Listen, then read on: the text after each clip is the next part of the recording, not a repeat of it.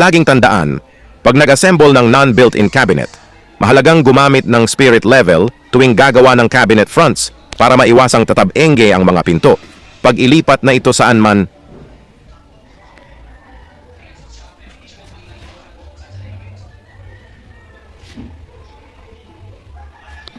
tuloy ako sa pag-varnish at gumamit ako ng tela pantakip sa ilong, kaso di pa rin umubra, nakakahilo, kaya gumamit na ako ng respirator.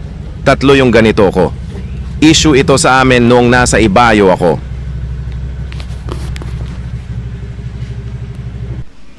Ayon na nawala ang amoy ng chemicals. Meron kasi itong special na filter. Kaya maluwan na akong makapag-varnish kahit sa ilalim ng cabinet ng hindi nahihilo.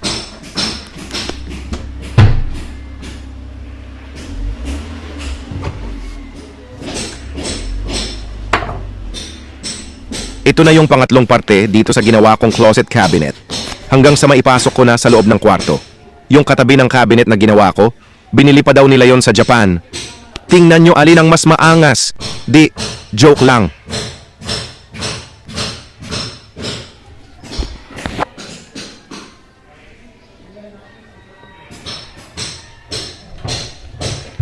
Ito na yung finished product ko bago ipasok sa kwarto.